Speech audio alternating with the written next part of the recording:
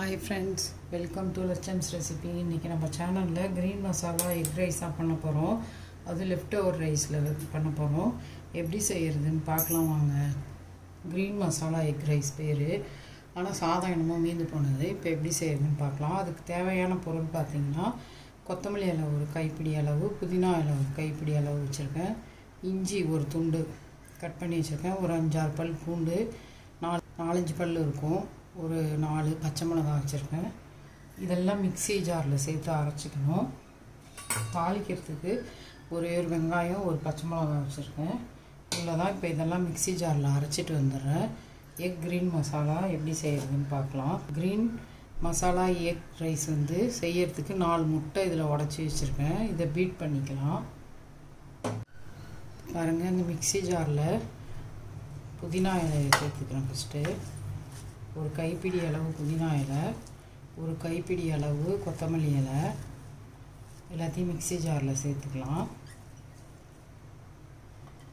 ஒரு 4 பச்சை மிளகாய் காரத்துக்கு, நம்ம ரைஸ் எவ்வளோ இருக்கோ அதுக்கு தகுந்த மாதிரி காரம், இஞ்சி பூண்டெல்லாம் சேர்த்துக்கோங்க. புதினா கொத்தமல்லி இலை கூட ஒரு 5-6 பல் பூண்டு, ஒரு துண்டு இஞ்சி கட் பண்ணி வச்சுருக்கேன். அவ்வளோதான். இதை அரைச்சிக்கலாம் மிக்சியில். இப்போ பாருங்கள், அந்த க்ரீன் மசாலா பேஸ்ட்டு அரைச்சிட்டு வந்துட்டேன்.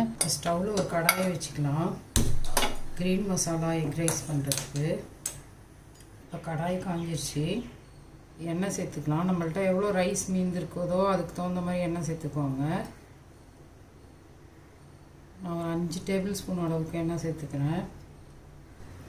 எண்ணெய் காஞ்சிருச்சு. தாளிக்கிறதுக்கு சீரகம் சேர்த்துக்கிறேன். இப்போ ஜீரகம் பொரிய ஆரம்பிச்சிருச்சு. ஒரு வெங்காயம், ஒரே பச்சை மிளகாய் வச்சுருக்கேன், அதை சேர்த்துக்கலாம். அது கூடவே கருவேப்பிலை சேர்த்துக்கலாம்.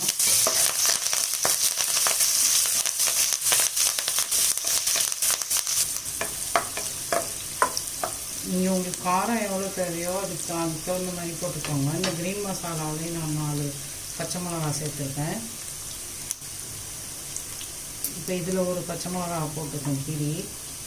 நீங்கள் உங்களுக்கு காரத்துக்கு தகுந்த மாதிரி மிளகா போட்டுக்கோங்க. சாரி, இந்த க்ரீன் மசாலா அரைச்சதை மிக்ஸி ஜார்லேருந்து வெங்காயம் வதங்கினோடனே சேர்த்துட்டேன்.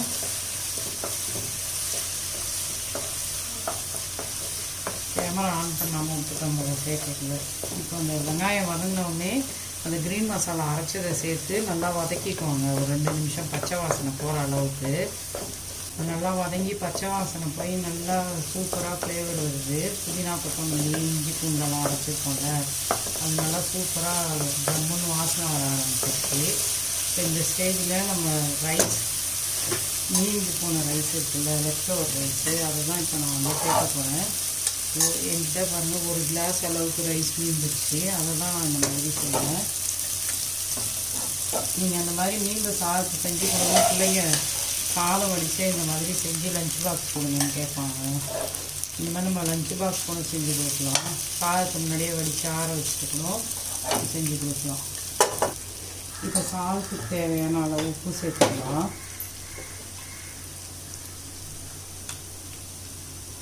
நான் 1 டீஸ்பூன் அளவு உப்பு சேர்க்குறேன்.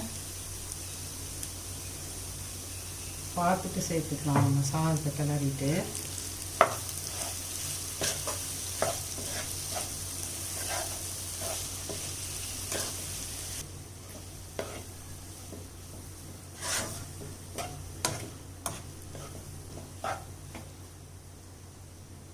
சாதத்தை நல்லா கிளறிக்கோங்க. இந்த ஸ்டேஜில் கொஞ்சம் கொத்தமல்லி இலையை தூவிக்கோங்க. இப்போ பாருங்கள், அந்த 4 எக்கு அடித்து வச்சுருக்கேன். ஃபஸ்ட்டே இது பண்ணியிருக்கோம் கிராம்பிள் எக்கு. நான் பண்ணாமல் எக்கை இது பண்ணாமல் தாளிக்க வந்துட்டேன். இப்போ 4 முட்டையை நல்லா அடிச்சுக்கோங்க. ரைஸுக்கு தகுந்த மாதிரி முட்டை போட்டுக்கணும். ரைஸ் எவ்வளோ வச்சுருக்கீங்களோ அதுக்கு தகுந்த மாதிரி போட்டுக்கோங்க. இப்போ அந்த கிராம்பிள் எக் பண்ணுறதுக்கு எண்ணெய் சேர்த்துக்கலாம்.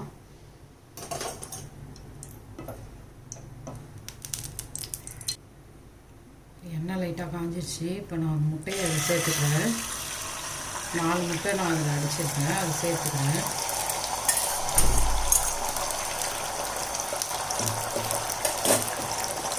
அது லைட்டாக மிளகு தூள் சேர்த்துக்கோங்க.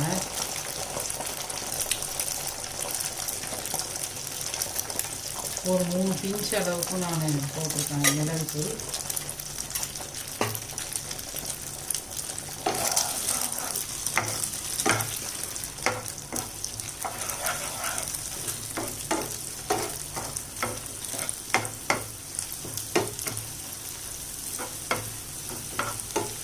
இந்த மாதிரி 4 முட்டையை அடித்து ஊற்றி இந்த மாதிரி பண்ணி எடுத்துக்கோங்க. சாஃப்டாக இருக்கிற மாதிரி பண்ணி எடுத்துக்கோங்க முட்டையை. இது அந்தாண்ட ஸ்டவ்வுக்கு மாற்றி வச்சிடலாம். ஆஃப் பண்ணிடுறேன். போதும் இந்தளவுக்கு எக்கு நம்ம பண்ணது. சாஃப்டாக கிராம்பல் டைகாட்டம் பண்ணிக்கோங்க. இந்தளவுக்கு சாஃப்டாக இருந்தால் போதும். முட்டை வெந்து நல்லா வந்துடுச்சு. இப்போ எடுத்துடலாங்க. இப்போ கொத்தமல்லி இலையை தூவி சாதத்தை நல்லா வதக்கி விட்டுக்கோங்க.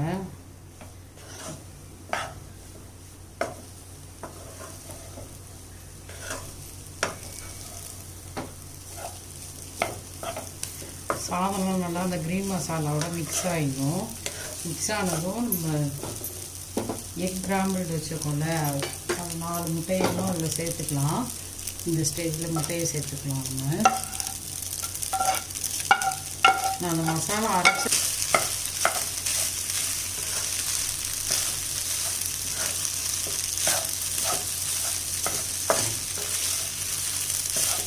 நம்ம முட்டையில் வெறும் மிளகுத்தூள் மட்டும்தான் போட்டு கிராம்பிள் பண்ணி வச்சுருக்கோம். சாஃப்டாக நல்லா கிண்டி கொடுத்துட்டு சாதத்துக்கு உப்பு போட்டோம்ல, அதுவே அதில் இதுவாகும், மிக்ஸ் ஆகும். போட்டுக்கணும் டேஸ்ட் பார்த்துட்டு. சூப்பரான சுவையில் green masala egg rice ready ஆகிடுச்சு. செமையாக இருக்கும். இந்த மாதிரி மிஸ் பண்ணாமல் செஞ்சு பாருங்கள். குழந்தைங்களுக்கு லஞ்ச் பாக்ஸில் கூட கொடுத்து விடலாம். நம்ம இப்போ ஆஃபீஸ் போகிறவங்க கூட இந்த மாதிரி கிளறி வச்சுருக்கோம். இப்போ காரம் பத்தலைன்னா நீங்கள் மிளகுத்தூளை தான் லைட்டாக தூவிக்கணும். உப்பு காரம் எல்லாமே கரெக்டாக இருக்குது. சூப்பராக இருக்குது. செமையாக இருக்கும். நீங்களும் இந்த மாதிரி செஞ்சு பாருங்கள். குழந்தைங்க ரொம்ப விரும்பி சாப்பிடுவாங்க. பெரியவங்கலேருந்து குழந்தைங்க வரைக்கும் சூப்பராக இருக்குன்னு சொல்லி சாப்பிடுவாங்க. இந்த வெயிலுக்கு இது மாதிரி கொத்தமல்லி புதினாலாம் சேர்த்து செஞ்சோம்னா செமையாக இருக்கும். இந்த மாதிரி க்ரீன் மசாலா எக் ரைஸ் பண்ணி கொடுங்க பிள்ளைங்களுக்கு. சம்மரில் செமையாக இருக்கும். அவ்வளோதாங்க. ஸ்டவ் ஆஃப் பண்ணிக்கலாம். இங்கே பாருங்கள், green masala egg rice ready ஆகிடுச்சு. நீங்களும் இந்த மாதிரி செஞ்சு பார்த்துட்டு லட்சம்ஸ் ரெசிபியை லைக் பண்ணுங்கள், ஷேர் பண்ணுங்கள், சப்ஸ்கிரைப் பண்ணுங்கள். தேங்க்யூ.